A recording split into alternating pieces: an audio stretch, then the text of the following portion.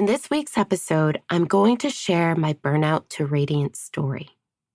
The journey of Burnout to Radiant for me means coming into the highest truth of who I am, stepping into my full self-expression, touching my inner divinity, coming home to myself, and doing this in a world that wants to keep me small and meek.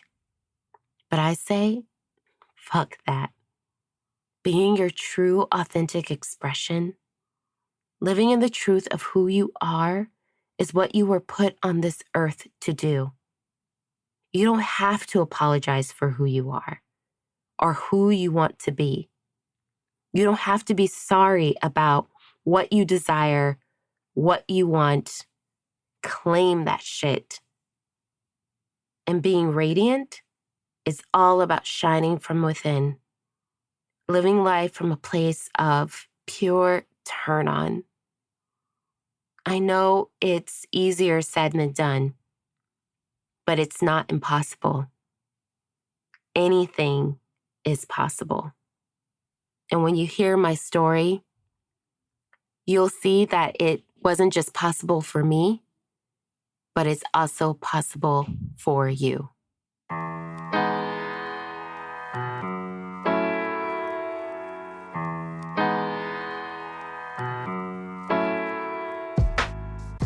Hi, I'm your host, Justine Oxoy, and this is the Pleasurehood podcast, a podcast where we explore what it means to be a mother, a leader, and an all-around badass from a place of pleasure, empowerment, and turn on. I am here to revolutionize how humans experience sex, pleasure, and motherhood by normalizing self-care, normalizing having desires, and normalizing mothers as sensual and sexual beings. Quick side note, you don't have to be a mother in order to listen to this podcast. Though I create my work with mothers in mind, this conversation is for everyone. I truly believe that pleasure is one of many paths of healing, and I'm here to highlight how to walk that path, no matter who you are. It is my deepest desire that wherever you find yourself on this amazing journey we call life, you can experience your power, your turn on, and of course, orgasmic pleasure.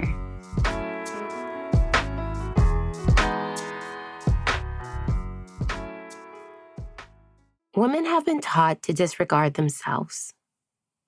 We have been taught to be more agreeable, digestible, and pleasing to everyone but ourselves. We dress the part so we get the partner. We dress the part so we get the job. We say the right things so we don't offend anyone. We play the version so we don't look like a slut. We play the slut so we don't come off as frigid. We self-deprecate before others can put us down. We fail to raise our hands, speak up, and use our voices. Women constantly sabotage their genius, their essence, and their true selves in order to be accepted. We have made everyone and everything outside of ourselves responsible for our pleasure, for our passion, and for our success. We look up and out for the answers when the answers have been inside of us this entire time. This story is far too common. Our self-esteem, our self-worth, our self-acceptance, and our self-love doesn't have to rely on the thoughts and feelings of others. When we take ownership of every piece of our lives and accept ourselves, miraculous things begin to happen. Finding my way back to myself has been a long journey, but one I wouldn't change for the world. I have learned to love myself deeply and show myself compassion. I have learned to speak my mind, express my thoughts and opinions, to celebrate my sexuality, sensuality, and erotic nature. I am a powerful sex witch who has taken my rightful place on the throne of my heart. I rule my life, and with the universe by my side, I shape and mold my reality as I see fit. I own every ounce of who I am without apology. Now, with that said, it's an imperfect journey. I still second guess myself, compare my progress to others, wonder if I'm doing it right, freak out when I wake up with a pimple on my chin. But I welcome it all. I welcome the good, the bad, and the ugly. All experiences are welcomed, and I learn from each success and each loss. Now, I know what you're thinking. That's all good for you, but what about me? I can't possibly become a powerful sex witch who sits proudly on the throne of her heart. I'm here to tell you that it is possible for you, my love. You are already the sovereign of your heart. You just aren't aware of it yet. No one taught us how to love or accept ourselves from the inside out. We've been taught that our careers, relationships, material things were supposed to fulfill us. Yet, even when we reach the peak of success, we still come out feeling disappointed, disconnected, and even empty. You desire to feel vibrant and free, but it just doesn't feel accessible. You desire to feel fully self-expressed, but it feels nearly impossible. You desire to be the source of self-love, but you're not sure where to begin. I'm here to tell you that this and so much more is available to you. And I will show you how to access the wisdom, magic, and pleasure that is waiting to be discovered inside of your body. I am dedicated to the healing and reclamation of women's bodies, sexual identity, and pleasure. And I love teaching how to turn on your body so you can create a vibrant, orgasmic, and sexually satisfying life. I believe living fully connected to your body is the only way to experience life. I also believe that your relationship with your body and yourself is one of the most important relationships you will ever have. It's time for you to tap into the innate wisdom that is your body, reconnect to the genius of your sensuality, and start rewriting your story. My journey began with a deep, deep depression. I was so depressed that the days were melting into one another, and I was beginning to give up on life.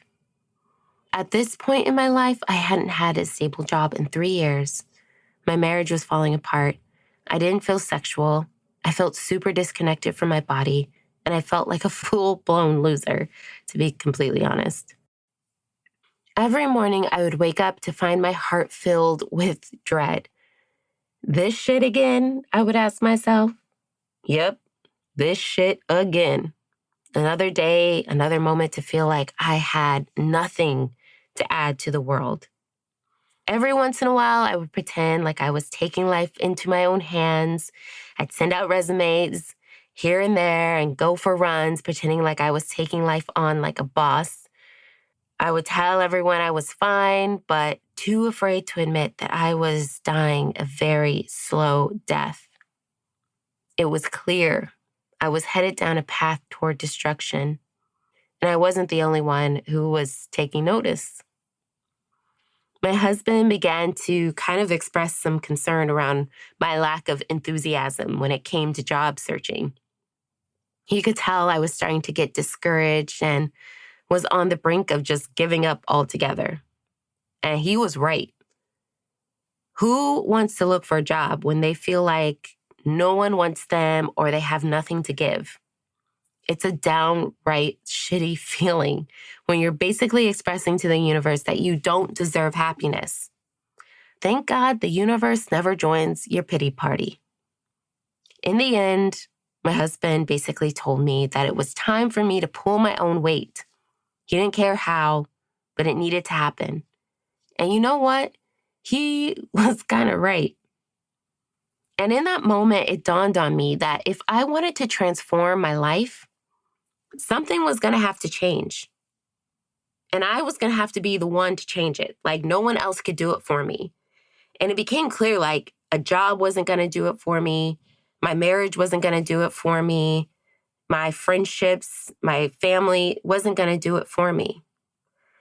And so when I realized that it was me who had to make the huge shifts in my life, I wasn't sure where to begin because the mess I had made felt so big.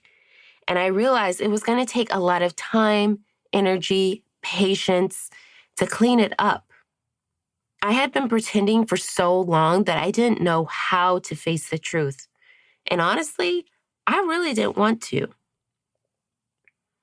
Every woman comes to this crossroads, right? Where you have to decide whether you're going to stay asleep or wake up to the situation you have found yourself in. Either way, you must realize that you have been an active and willing participant in both, in like staying asleep and choosing not to wake up. So often we choose to stay asleep in a situation because waking up to the realization that you're miserable can be daunting and overwhelming. We get so caught up in how we can fix it that the damage seems done. And it's easier and much more acceptable to continue to stay unconscious to what our lives have become than to actually do something about it.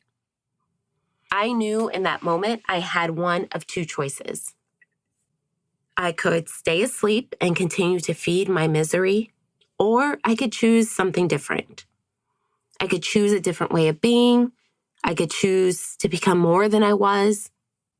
I could choose life.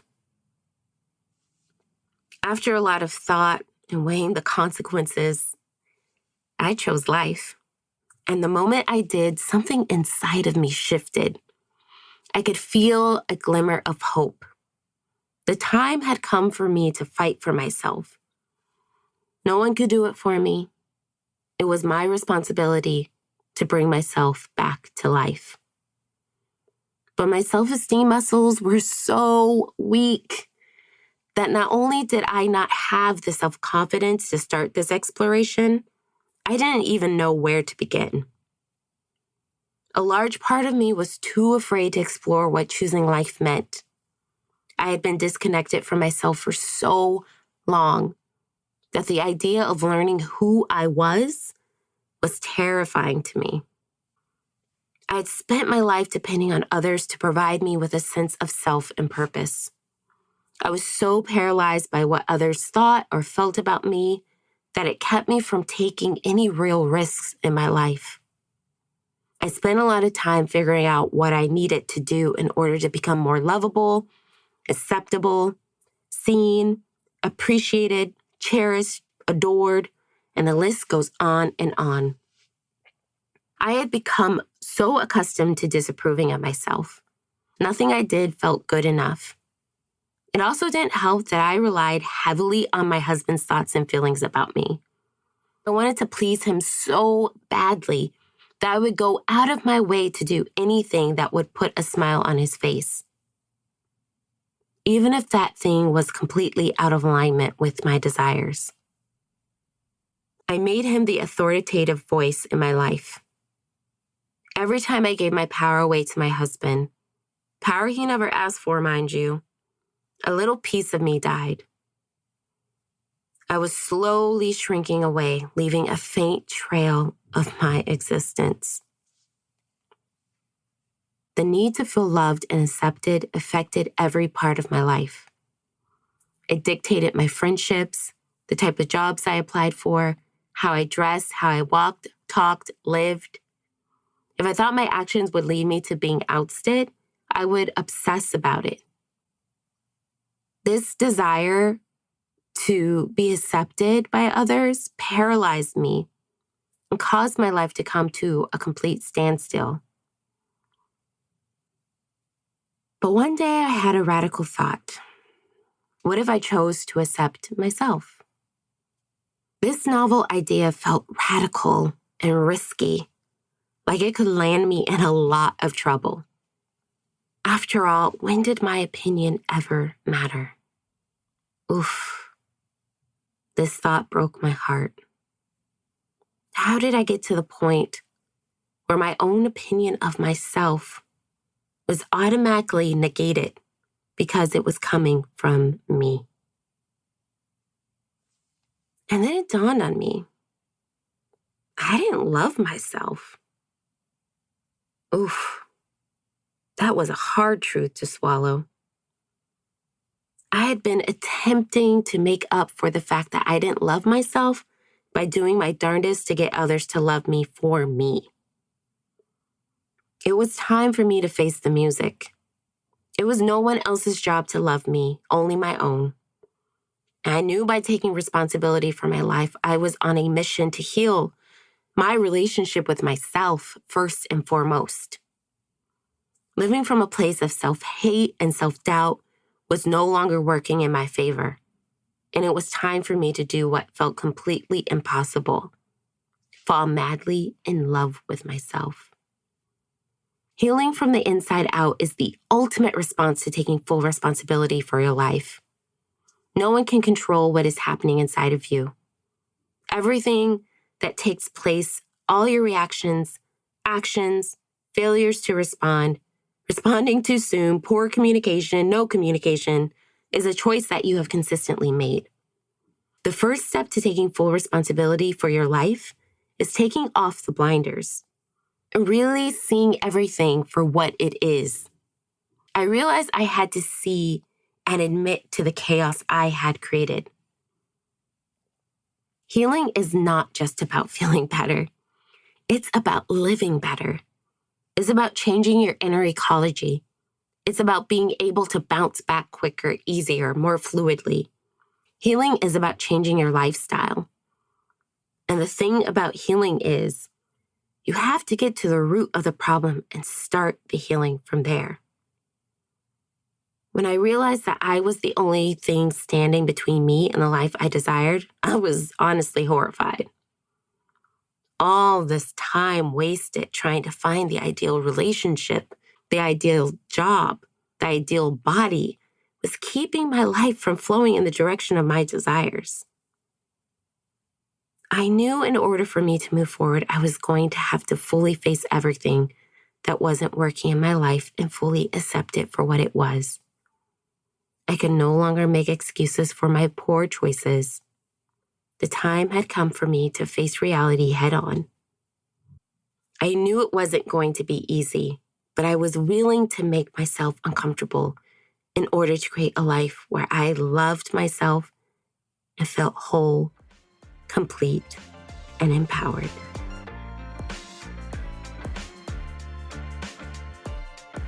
Thank you so much for joining me for this episode, My Burnout to Radiant Story. Don't forget, this is only part 1 of 2. In part 2, I share a really powerful tool that helped me transform my life in a really significant way. So definitely tune in for next week's episode, part 2 of My Burnout to Radiant Story. If you're new to the Pleasurehood podcast, first of all, welcome. And if you liked what you heard and you want to connect with me more, you can listen to past episodes, follow me on Instagram at Justine Oxoy, and also drop into my YouTube channel, aptly named Wild Sexy Free. If you're an Apple Podcast user, you can support the podcast by leaving a review.